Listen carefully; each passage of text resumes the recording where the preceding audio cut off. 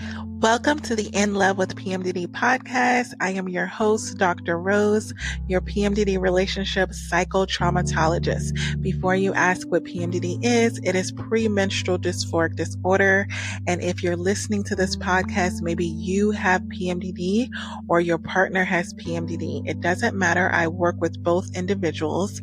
And what I do is I give you my strategic trauma transformational tools that help you stop the monthly PMDD breakups, get rid of the stress, the arguing, and the fighting within your luteal phase and every other phase of your cycle. You are not alone in this. I have personally been suffering with premenstrual dysphoric disorder for over 19 years, and I'm here to give you tools on how to stop the monthly PMDD breakups. We got this. I love you. Today, I am coming to you live from Cabo San Lucas, Mexico. I'm still here. And I was just working with a client, and I really wanted to take you through a tool that I use for a lot of my clients who are really convincing themselves that I'm not compatible with my PMDD partner. This is the number one thing that PMDD partners and sufferers say when they're about to be on the verge of a breakup. I'm not compatible. We shouldn't be together. Maybe they should be with someone else. Maybe they should be with someone who doesn't do this. Maybe they should be with someone who doesn't do that. And I've been in that place so often where I was questioning, maybe I'm just with the wrong PMDD partner. Maybe what I'm asking for is too much, because it did feel like it was too much. It was like I keep asking for the same thing on repeat again and again and again. Maybe they just don't have what it is that I want. So I should stop squeezing the tube of toothpaste and folding it over and trying to get more out of the relationship when this may not be the person for me. PMDD aside, maybe this just isn't the person that can handle me during my luteal phase. And by handle, I don't mean that they're getting run over and that their needs are met, but just the way that I operate within my luteal phase is not in alignment with what it is that they can deal with. And this has been one of the reasons for the majority of my PMDD breakups that I've had personally.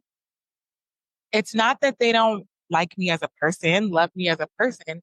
It's when I get in my luteal phase, the way that I show up is not conducive to what it is that they want and need out of their life.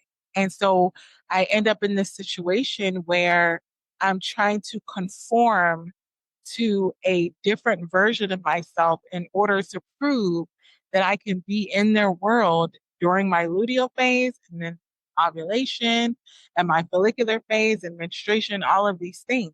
But what I've noticed the most is that you have to be authentic.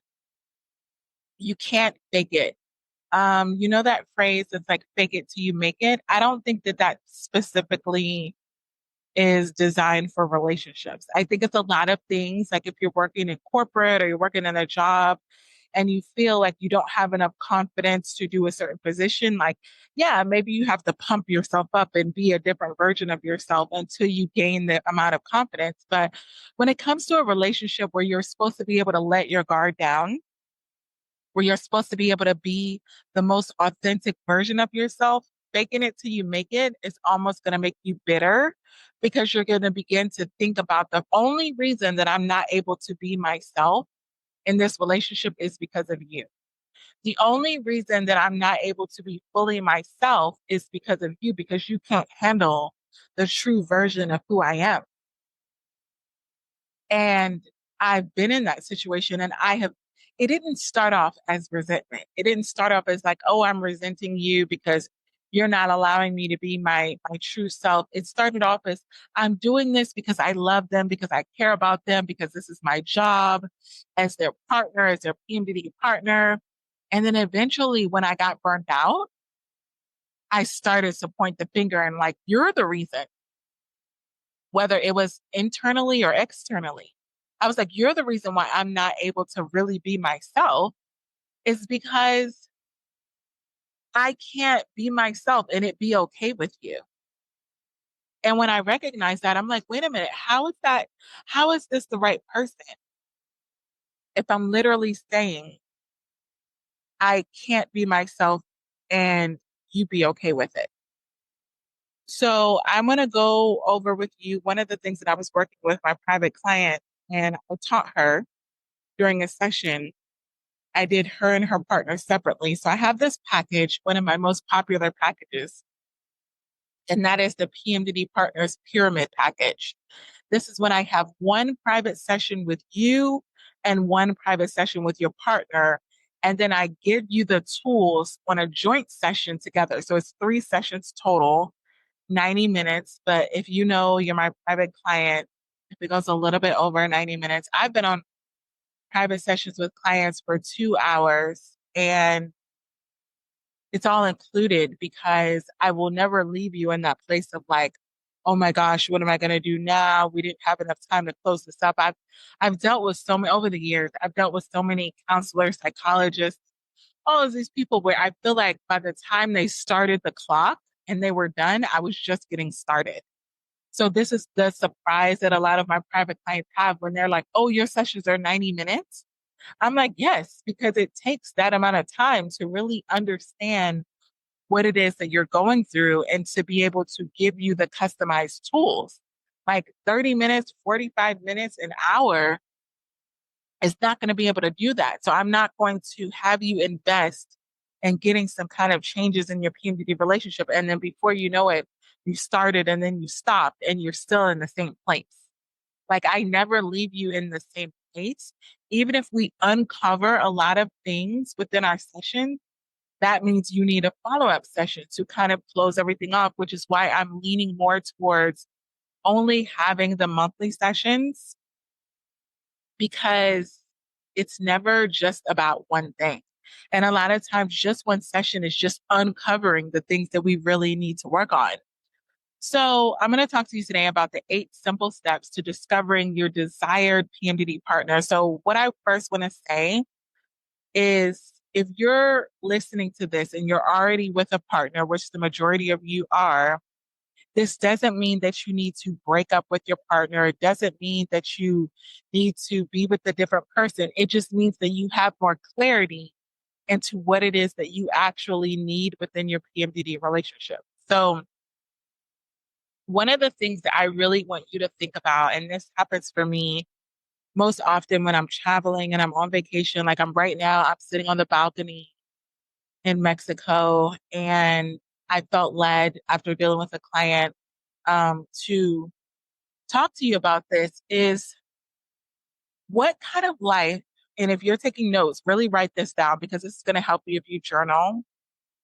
And if you don't journal, I know it's really like, ooh, like journal, like it seems like this like Zen foo thing that maybe it's not your thing. But the reason why I say journal is because you can refer to it later on and it's really going to help you.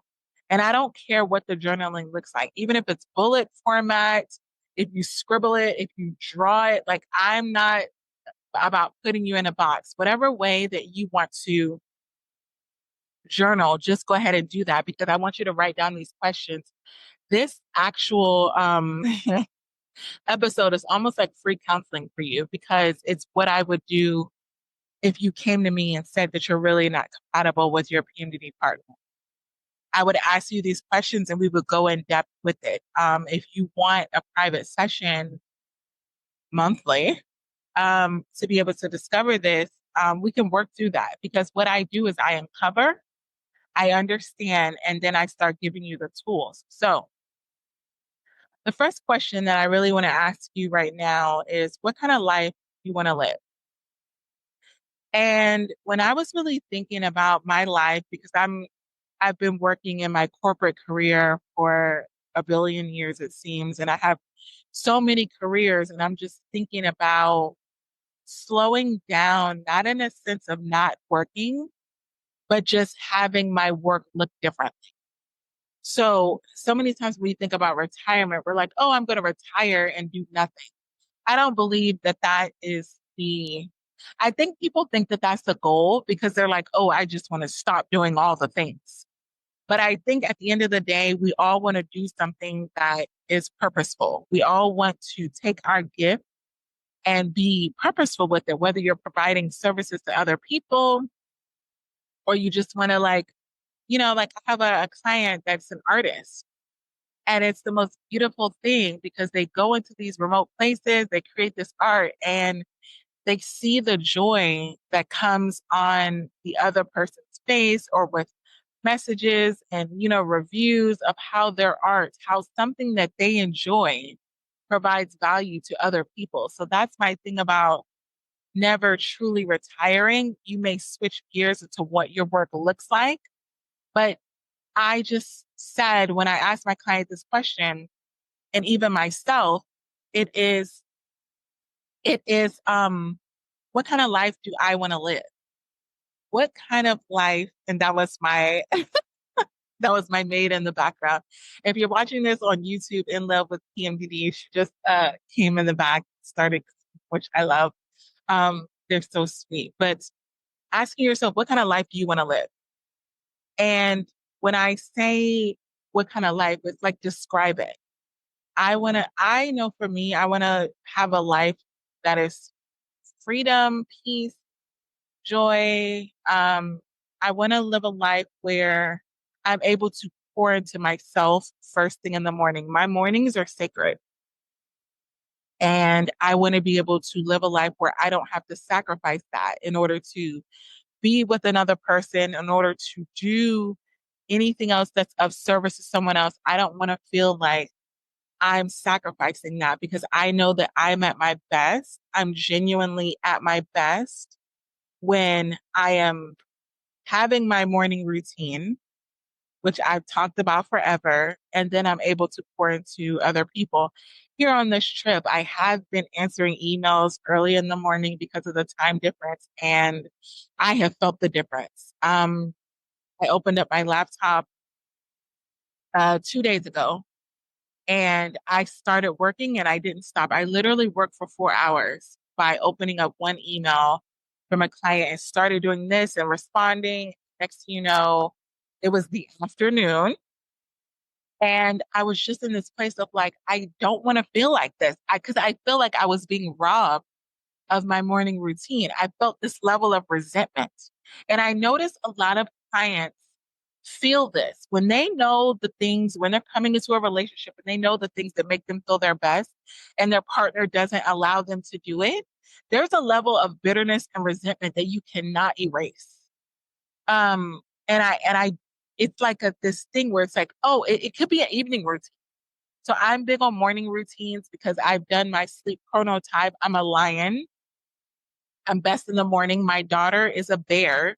She's best with hibernating in the mornings. And so I let her. She's in the back. It's like 1:30 p.m. and she's not left her room. Granted, she is a teenager. She's turning 16 next month.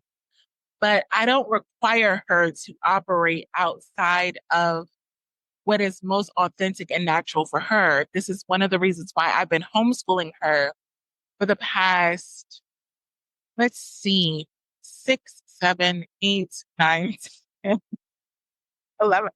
I'm not the best at math. I'm good with words. So 6 years, 6 years I've been homeschooling her because we travel a lot and I've allowed her to work on her own schedule because I know if this was a traditional school, I would be like, up in the morning, you need to do this, this, this, and she would be suffering through it. And I grew up in an environment where it's like I had to do what my parents said, no matter what. It didn't matter how I felt. And there was a lot of resentment towards that because I felt like my parents really didn't check in on me and see how I was feeling. I felt like sometimes they didn't really care about me as a person. They cared about the grades that I got. They cared about the accolades that I got. They cared about what I was doing for them, how I was providing for them, like as far as like chores and stuff. But they didn't really say, like, how are you feeling this morning? Like, how did you sleep? Like, a lot of those questions didn't happen. And if they did, they were very robotic. It's like, how did you sleep? Was that good? And then that was it.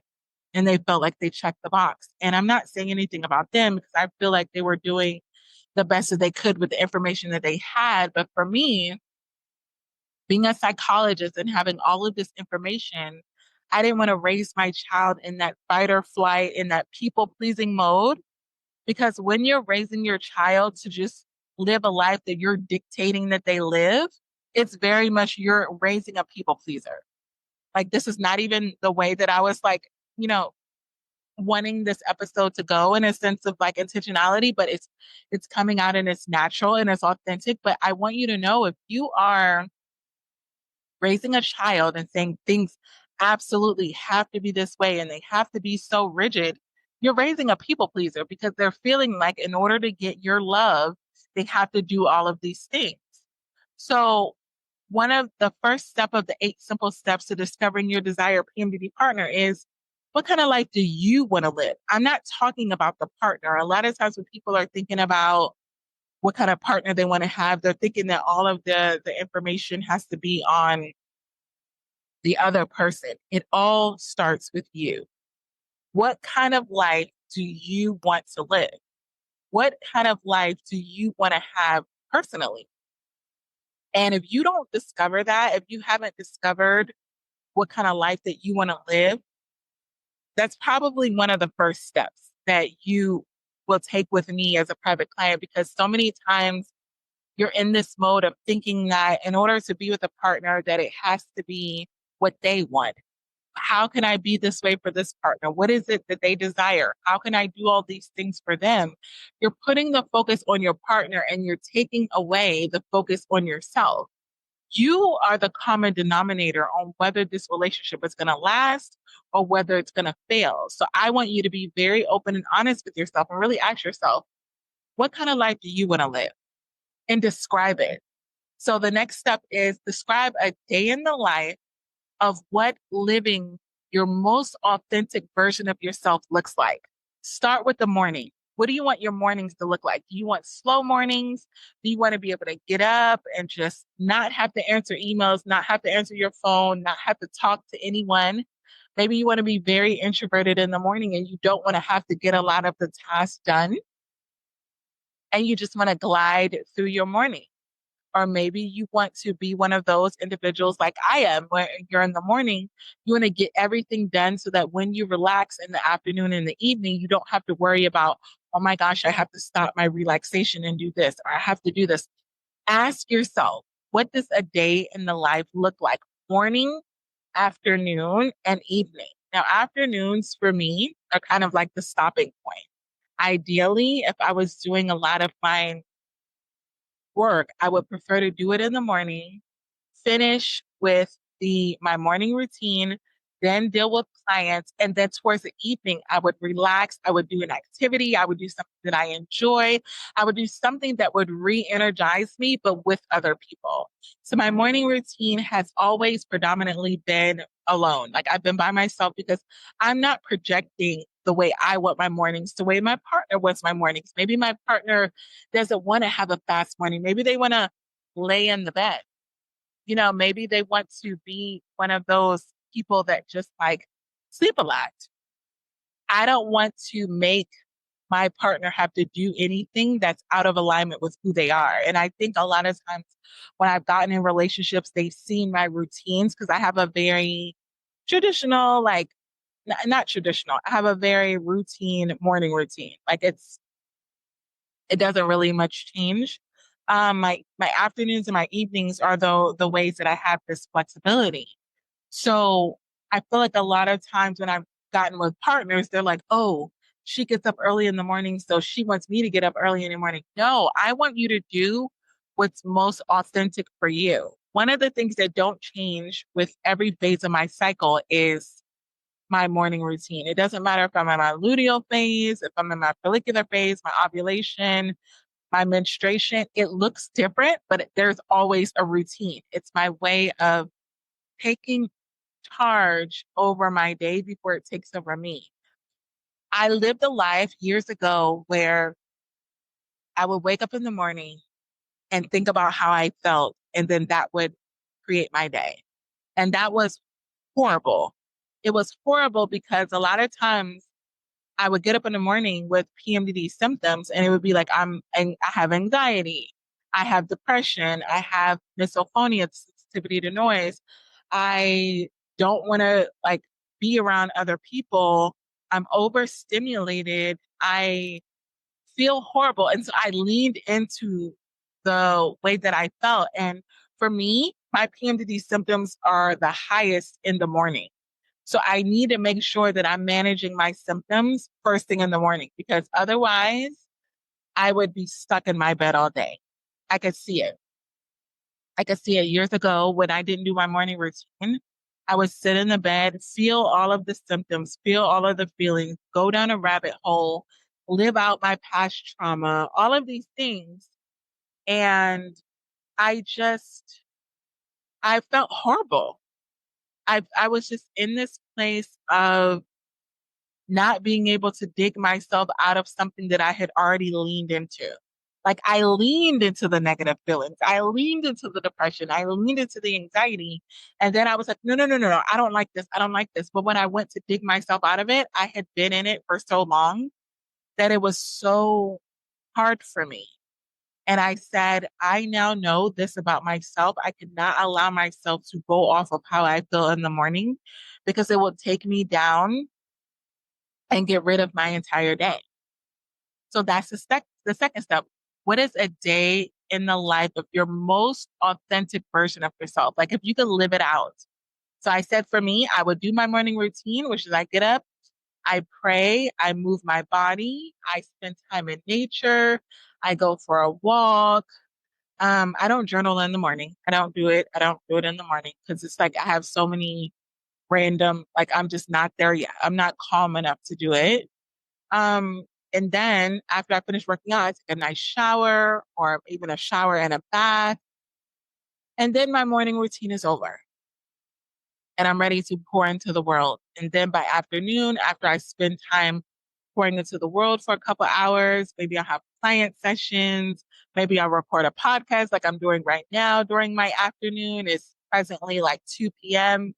here in Cabo, and I'm feeling ready to pour into everyone else. And then in the evenings, my daughter is probably just getting up right now. And by up, she's been awake, but she's been in her room. She's probably drawing. She's an artist.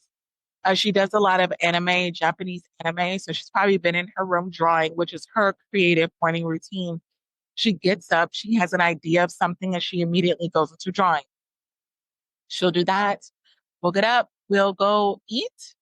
Um, Afterwards, we'll do something adventurous and then we'll get into schoolwork. Her schoolwork is mostly done in the evenings, which for most parents is like diabolical. It's like, oh my gosh, like your child does her schoolwork in the evenings. I'm like, yeah, that's when her brain is absorbing most of the energy.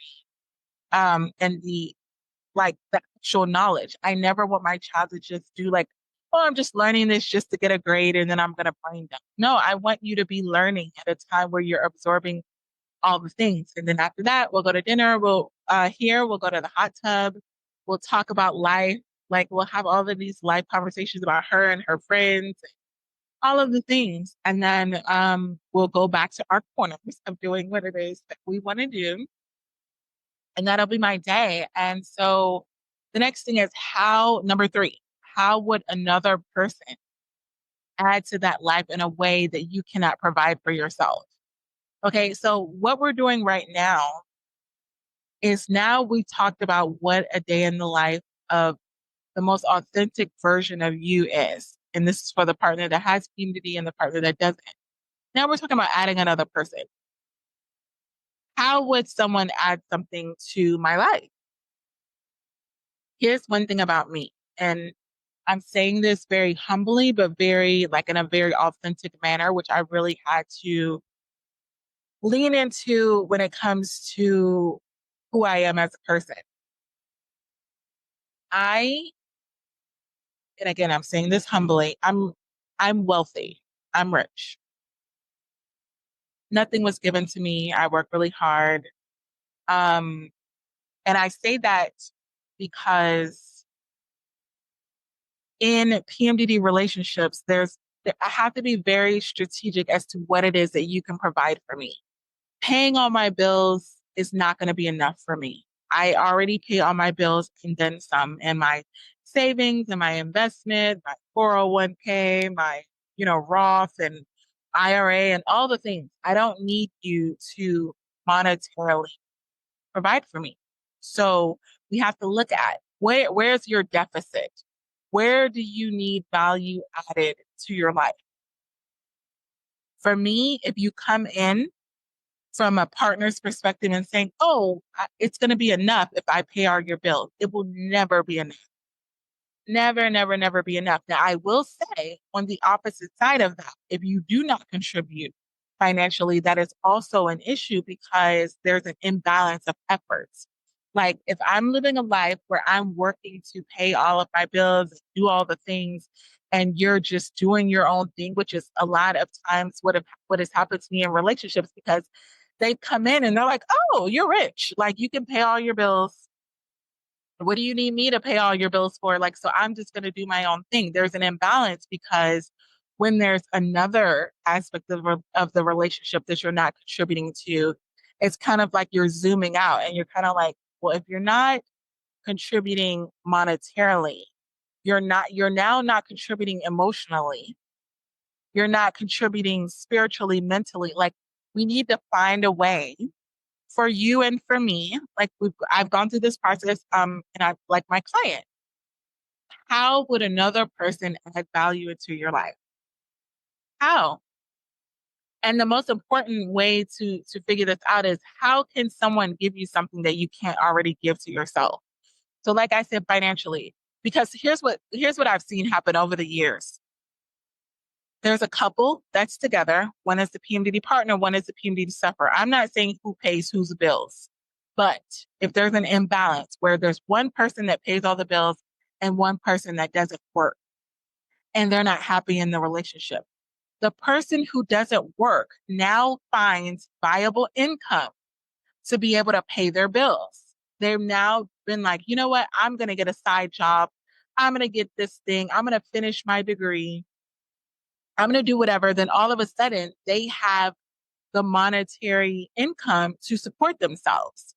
So then they look at you, who they're not happy with, and they leave the person. They completely leave because they're like, the only reason I was with that person is because they supported me financially.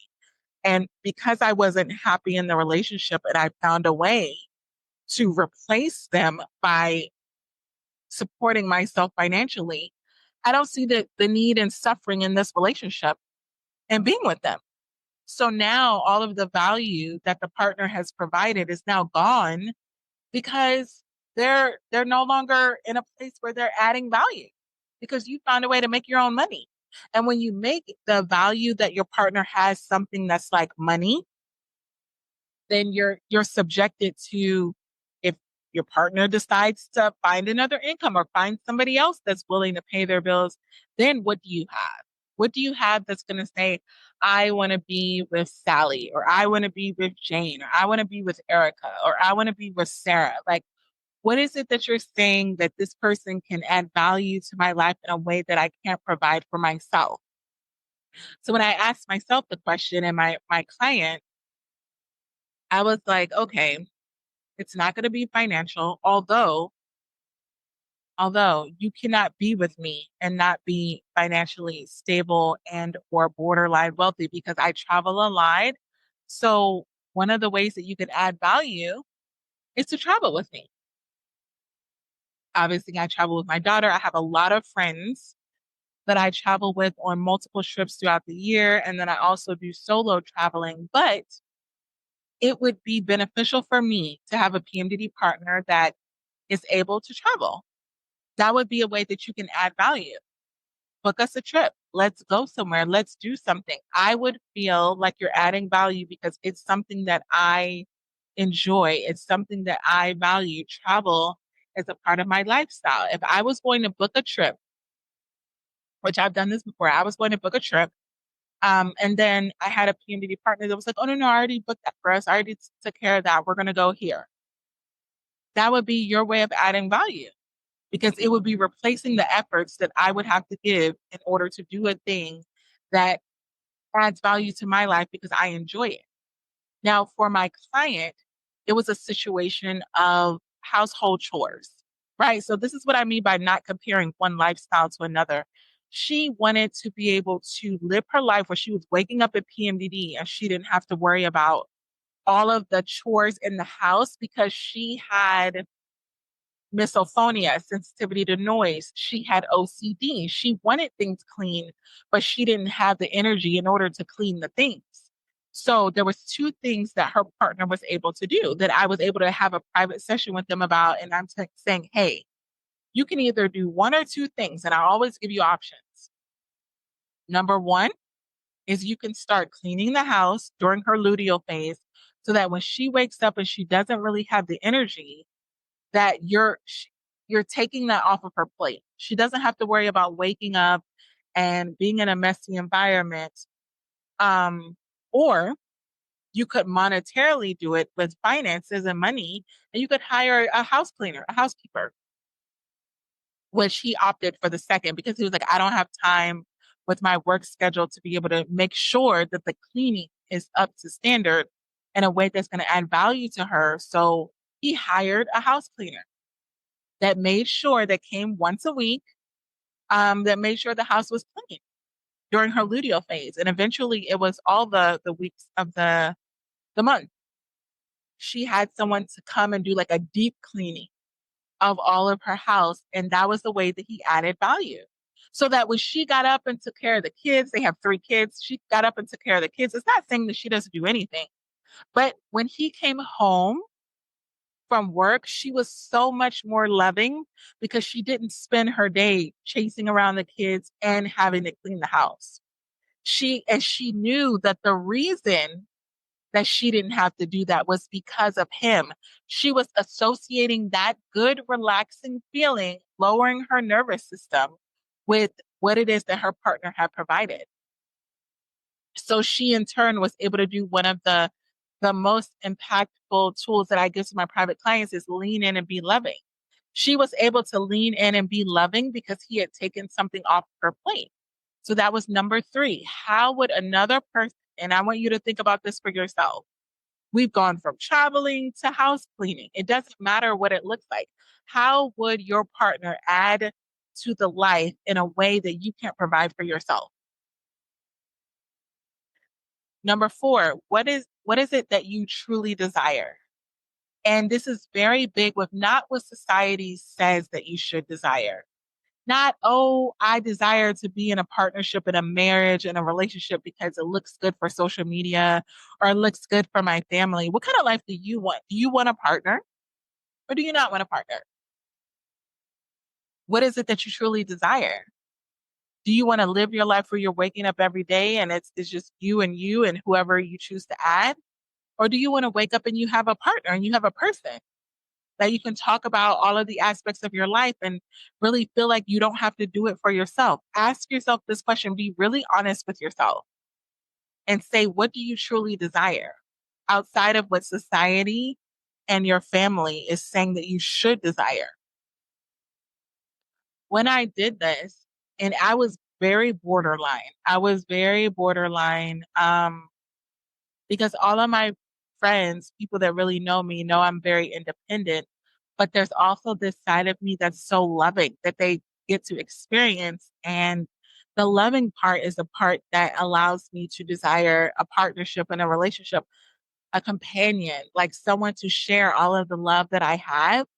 But as far as lifestyle is concerned, I'm very like independent and I don't resent that. I don't not want to be independent, but I want to be independent and still have a partner, a companion, I should say, because we already, if you haven't listened to that episode, it's when I said I desire a companion, not really a partner. I don't really need or want to do a lot of the big things in my life, like 50-50 and all these things. Like, I don't want to do that. Like, I just want a companion that when I go to enjoy the beautiful moments of my life, which there's so many of them, that there's someone there that equally is enjoying their life. Like they need to be on their own journey of enjoying their own life and who they are as a person and allow our relationship to just add to the enjoyment that they already have.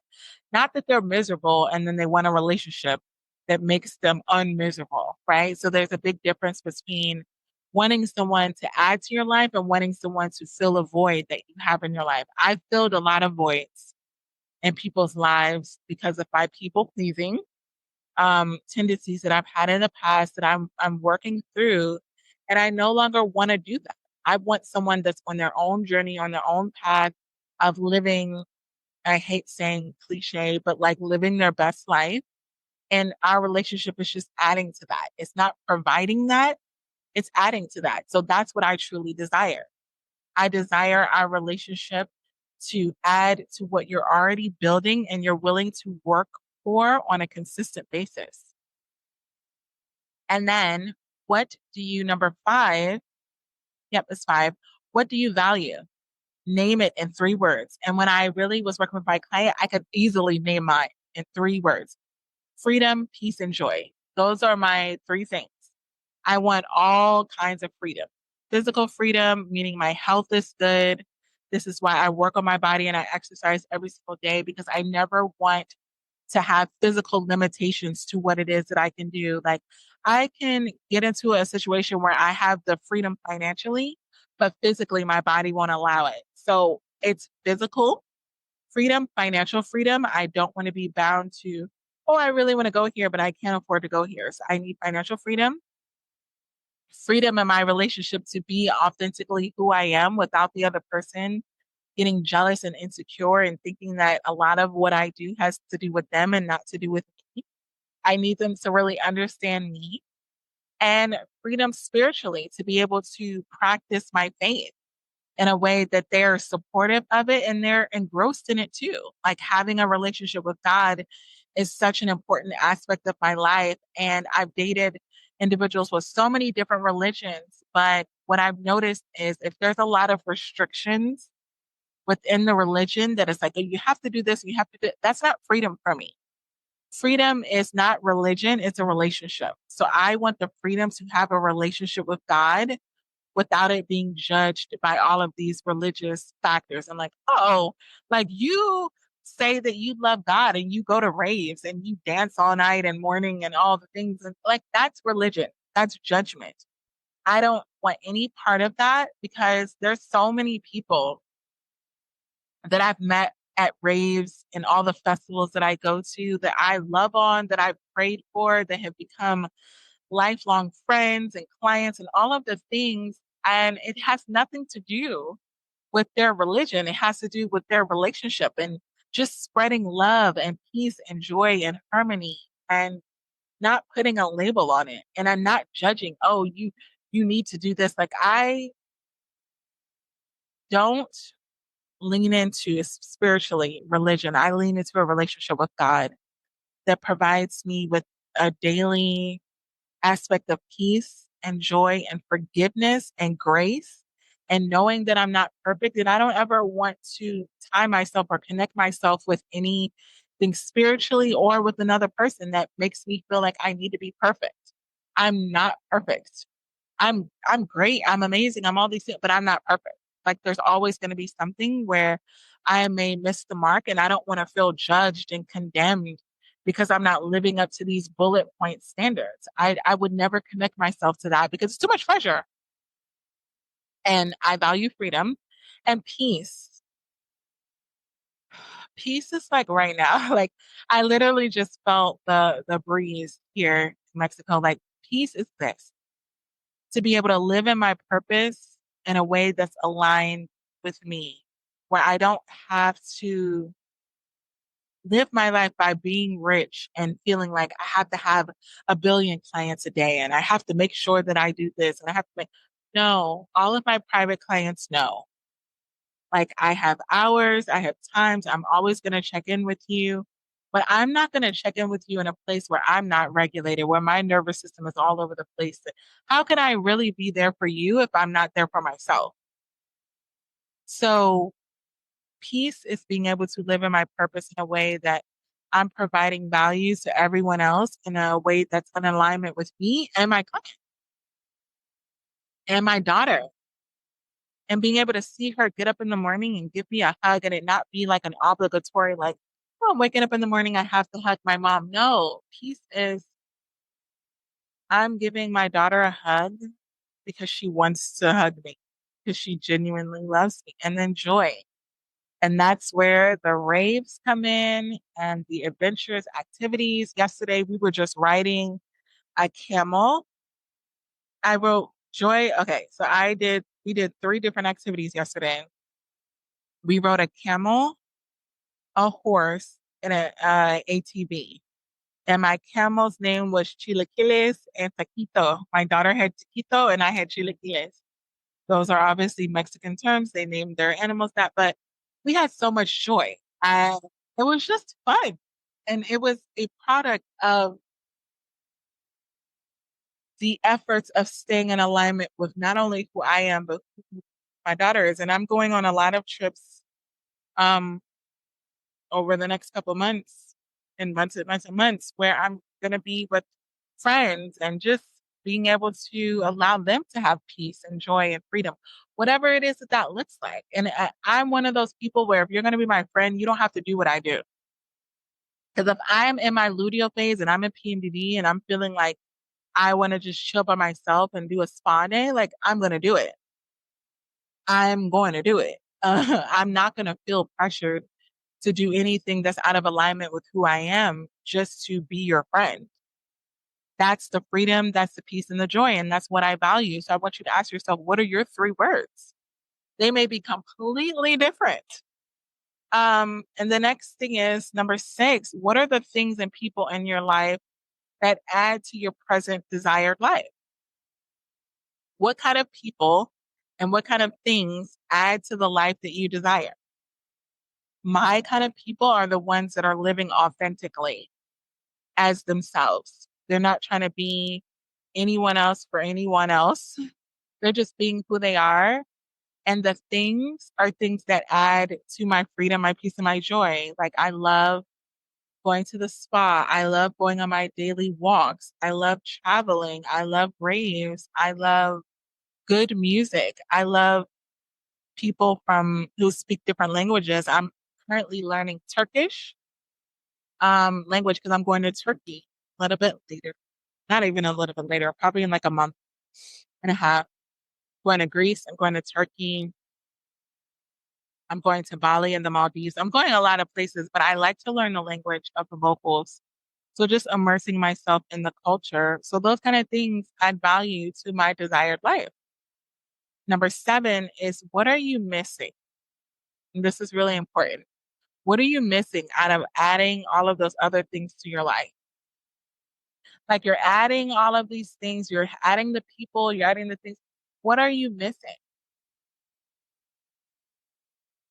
And there was a period in my life, and I think I'm back there now, where I don't really feel like I'm missing anything. Like, meaning my days are filled. Do I have a companion? Do I have a partner right now? No. I go on dates when I'm home. I don't really date when I'm traveling, which my friend said I should, but I kind of have my schedule a little, I don't want to say booked, but mapped out. I've only been on a couple of excursion things when I've been traveling, but my focus is not really primarily on that. But when I thought about what am I missing after adding all of these things, what am I missing? And there's only one thing that I could think of, and that is another, not one, not as if I don't have any, but just another person to add freedom, peace, and joy to my life. If I love seeing people enjoy life. That's one thing that I'm a big people watcher, not in a creepy way, but this is why I love being on vacation because there's a place here where you could, it's like a balcony where you could stand over and watch everybody at the infinity pool and they're just all enjoying life. If I had a person to like have these deep conversations with, like while we're watching people enjoy life, I think that would be great. Just be like, look, babe, look how they're enjoying life. And like, what do you think about this? And just have those kind of talks. Like right now, I'm sitting on my balcony and there's two chairs here. And there was another person that was really just chill and just really like enjoying the moment. I wouldn't even mind if they were like listening to me like record a podcast. I thought about that because there was a lot of areas of my business that I used to block off. Like, if I'm doing a podcast, you need to go over there. But I want to be with someone that I feel the freedom, the peace, and the joy that if I'm recording a podcast, they could sit in the corner over there and be enjoying the view and just listen. And then I finish recording and we just talk about it. Like that would feel good to me. And not in a critical way, but just in a like, hey, that was a good point, or maybe you should add this, or like just being able to be free with another person is what would be missing. And I had that with my friends. I had that with my daughter. I had that with strangers. I just was on a tour yesterday and I saw a little girl and she was with her mom and they were trying to braid her hair in a French braid. And her mom was getting frustrated where she didn't really know like how to do it. And the teenager, I know all about having a teenage daughter. She's like, not like this. I want it like this. And I literally was just like, oh, do you want it to where the top of your head has a part and then the back is like one big long French braid and it's flat though? And she's like, yes. And she literally sat in between my legs on the tour bus and I braided her hair. And her and her mom said, thank you. And that's what I mean by like, people can have peace and joy and love in all different kind of situations. But I love being able to do this. And I wouldn't have been able to do that for that little girl and her mom without being in a place where I could be free to be myself. If I was like in a dysregulated state and I was like, because I'm in my luteal phase right now. I meant to tell you that I'm in my luteal phase. I'm on day, let me look right now.